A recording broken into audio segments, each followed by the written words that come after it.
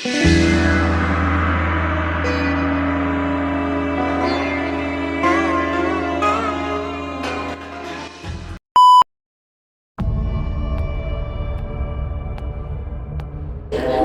proklamasi kemerdekaan Indonesia dibacakan oleh Insinyur Soekarno pada tanggal 17 Agustus 1945,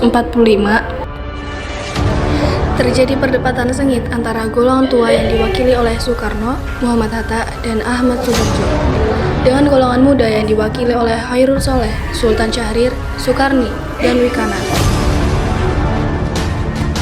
Perdebatan terjadi karena adanya perbedaan pendapat dari golongan muda yang ingin segera memproklamasikan kemerdekaan Indonesia setelah kekalahan Jepang atas Sekutu.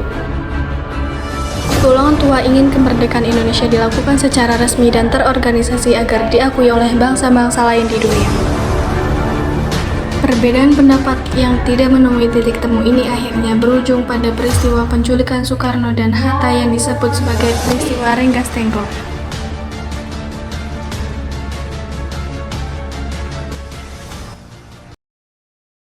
Di salah satu sudut kota Bandung, sekelompok pemuda secara sembunyi-sembunyi mendengarkan siaran radio BBC. Mereka mendengarkan berita mengenai kekalahan dan menyerahnya Jepang kepada Sekutu pada tanggal 14 Agustus 1945. Sultan Syahrir adalah yang pertama kali mengusulkan bahwa kemerdekaan Indonesia harus segera diproklamasikan tanpa ada campur tangan dari pemerintah Jepang.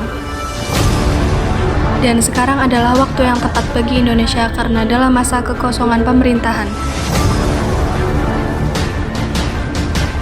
Sementara itu, di tempat lain, Soekarno dan Muhammad Hatta baru saja kembali dari Vietnam atas undangan Jepang untuk membicarakan rencana pemberian kemerdekaan kepada Indonesia melalui PPKI yang diketuai oleh Soekarno sendiri. Muhammad Hatta kemudian ditemui oleh Sultan Syahrir yang mengabarkan berita kekalahan Jepang dan mendesak untuk segera memproklamasikan kemerdekaan Indonesia. Muhammad Hatta menolak usul tersebut karena merasa belum yakin dengan kekalahan Jepang. Dan karena tentara Jepang masih berkuasa di Indonesia dengan persenjataan lengkap. Di pertumpahan darah yang tidak diperlukan jika usul tersebut dilakukan. Sekarang, setelah upaya yang dilakukan oleh Sultan Syahrir gagal, sekelompok pemuda yang dipimpin Khairul Soleh mengadakan rapat di Lembaga Bakteriologi di Jalan Pegangsaan Timur, Jakarta pada tanggal 15 Agustus 1945.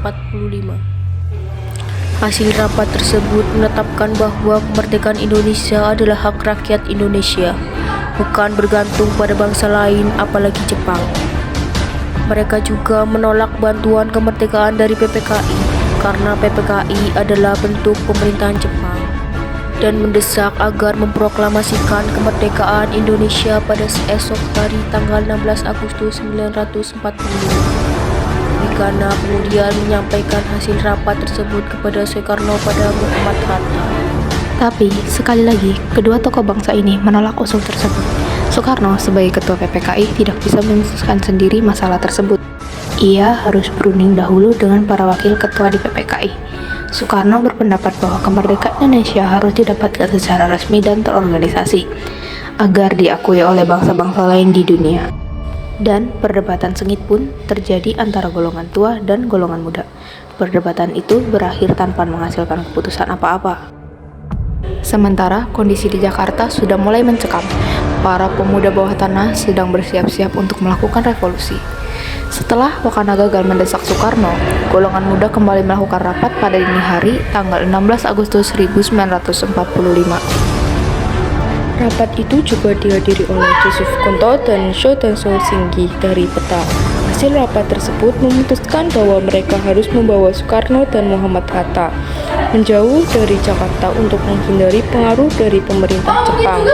Dan drama penculikan dua tokoh bangsa ini dimulai saat subuh pada tanggal 16 Agustus 1945. Sukarni dan Sultan Singgi beserta beberapa tentara Peta mendatangi kediaman Soekarno dan Muhammad Hatta untuk membawa mereka menjauh dari Jakarta.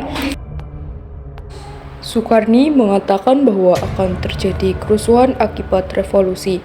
Maka, demi keselamatan Soekarno dan Muhammad Hatta, mereka harus segera dikeluarkan dari Jakarta. Dan berangkatlah Soekarno, Hatta, Fatmawati dan Guntur putra Soekarno ke Rengas Dengklok, Karawang. Sesampainya di Rengas Dengklok, mereka disembunyikan di rumah seorang petani keturunan Tionghoa bernama Jiao Giasong. Kembali Soekarno berdebat sengit dengan para golongan muda selama seharian di Rengas Dengklok. Para pemuda menginginkan proklamasi kemerdekaan saat ini juga. Sementara IR Soekarno masih tidak yakin dengan kekalahan Jepang dan pertumpahan darah yang akan terjadi bila proklamasi dilakukan sekarang. Dan perdebatan itu tak kunjung menemui titik temu. Ketika matahari mulai turun dan maghrib telah tiba, Yusuf Kanto dan Ahmad Subarjo datang ke Rengas Dengklok untuk membawa Soekarno dan Muhammad Hatta kembali ke Jakarta. Soekarno diberitahu Jepang memang telah kalah melawan sekutu dan Ahmad Subarjo telah berjanji kepada golongan muda akan memproklamasikan kemerdekaan besok pada tanggal 17 Agustus 1945 sebelum jam 12 siang. Dengan perjanjian itu, akhirnya mereka semua kembali ke Jakarta pada dini hari tanggal 17 Agustus. Pada pukul 2, Soekarno dan Muhammad Hatta mengadakan pertemuan dengan anggota PPKI lainnya dan pemuda di rumah Laksamana Maida untuk merencanakan proklamasi. Soekarno, Muhammad Hatta, dan Ahmad Subarjo menyusun teks proklamasi yang kemudian dikutik oleh Sayuti Melik dan atas persetujuan semua pihak. Naskah proklamasi tersebut ditandatangani oleh Soekarno-Hatta atas nama bangsa Indonesia dan bersejarah dan puncak perjuangan bagi Indonesia telah tiba. Dan hari bersejarah dan puncak perjuangan bagi Indonesia telah tiba pada tanggal 17 Agustus 1945 pukul 10 pagi di kediaman Soekarno, Jalan Pegangsaan Timur, nomor 56, Jakarta. Upacara pembacaan teks proklamasi kemerdekaan Indonesia dilaksanakan. Naskah proklamasi dibacakan dengan hikmat oleh Insinyur Soekarno. Proklamasi. Kami, bangsa Indonesia, dengan ini menyatakan kemerdekaan Indonesia. Hal-hal yang mengenai pemindahan kekuasaan dan lain-lain diselenggarakan dengan cara saksama dan dalam tempo yang sesingkat-singkatnya. Jakarta, 17 Agustus 1945, atas nama bangsa Indonesia, Soekarno, Hatta.